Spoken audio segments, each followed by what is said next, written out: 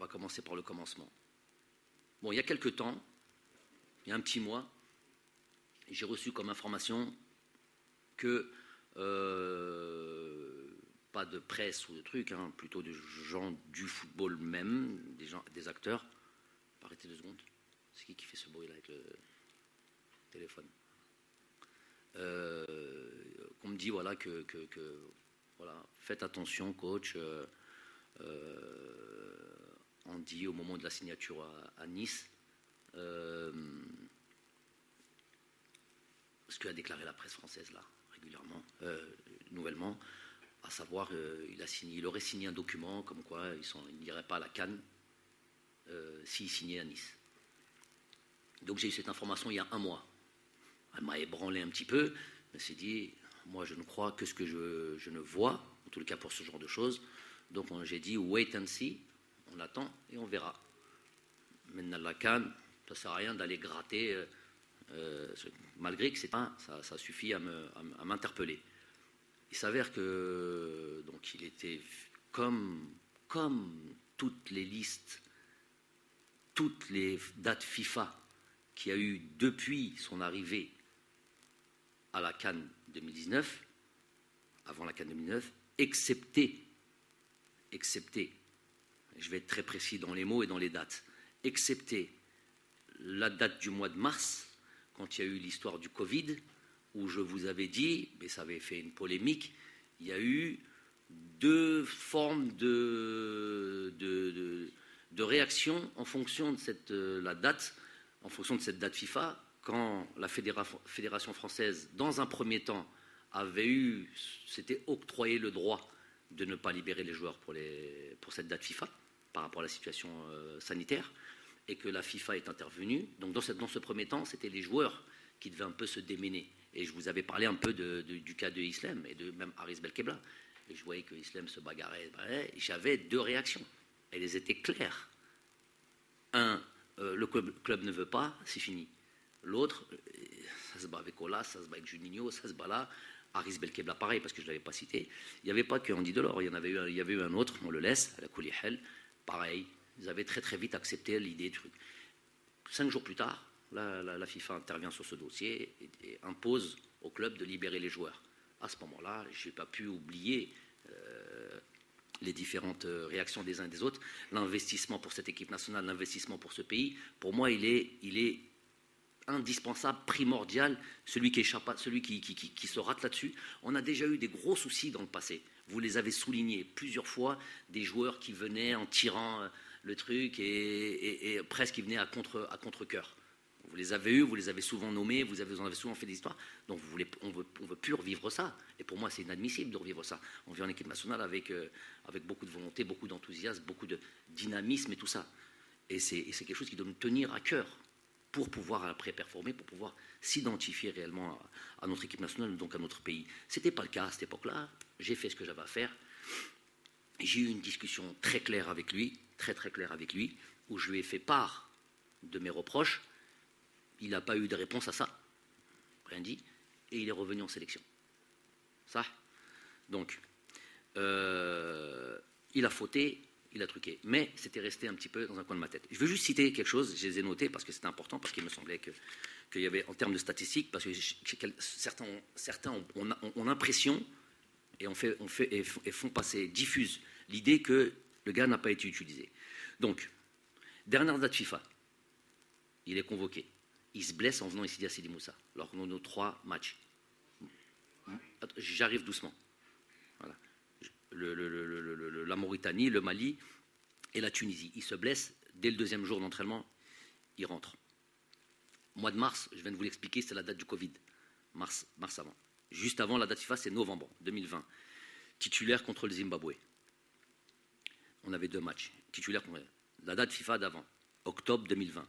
Titulaire contre le Nigeria. On avait Nigeria-Mexique, titulaire contre le Nigeria. La date d'avant, c'est novembre 2009. Titulaire contre le Botswana. On avait 2 rencontres. La date d'avant, c'était octobre 2019, Colombie-Congo, blessé. La date d'avant, c'est la CAN. Elle fait un mounana maintenant. Parler trop vite, c'est pas bien. le joueur était important, le joueur a eu le temps de jeu, a eu largement son temps de jeu quand il était disponible. 2 fois blessé, 1 fois l'épisode du Covid. Ça, c'est pour ceux qui disent Hagar. Donc maintenant, on va passer à la chose et on va terminer là-dessus.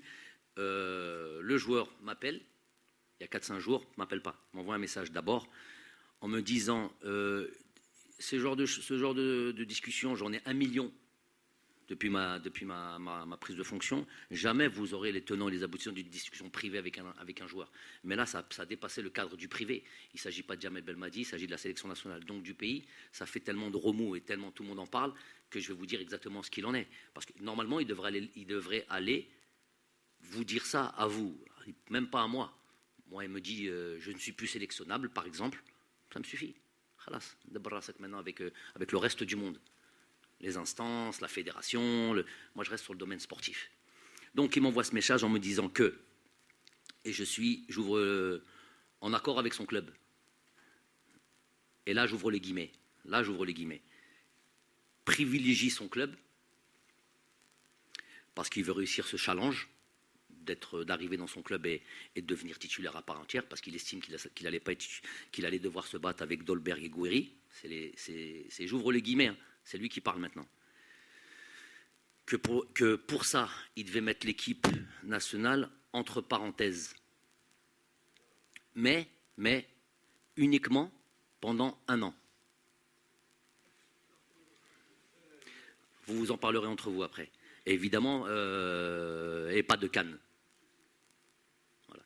Donc ce qui m'avait été dit 1 mois plus tôt, a été confirmé par le joueur lui-même. Il était dans cette liste, comme toutes les listes depuis le fait qu'il soit algérien. De facto, évidemment, plus sélectionnable. Peut-être dans 1 an, peut-être après 1 an, avec peut-être avec quelqu'un d'autre, j'en sais rien. Mais moi, les choses sont évidentes pour nous, pour moi en tous les cas. Qu'est-ce que j'ai envie de dire ? Les joueurs, suite à ça, évidemment, on a eu une discussion. Ce genre de choses ne s'envoie pas par message, ce que je lui ai signalé. Et je ne vous dirai pas tout le contenu de la discussion, c'était très houleux. Donc ça ne sert à rien de mettre ça sur la place publique. Je vous dis juste ça pour répondre et enlever toute interrogation ou tout doute quant à ma,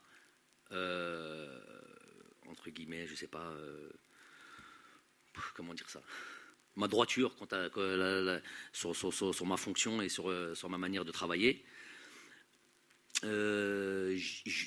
Après cette discussion houleuse où je lui dis c'est pas comme ça qu'on fait, t'as affaire à une nation, t'as affaire à un pays, t'as affaire à un truc qui t'a ouvert les bras, blablabla.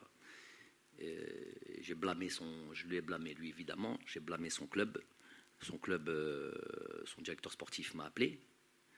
Et on a eu une discussion, je lui ai confirmé les dires que j'avais sur Andy et sur l'éthique du club. Ils sont tout à fait tranquilles sur le fait que s'ils pouvaient, les joueurs africains qui sont déjà en club,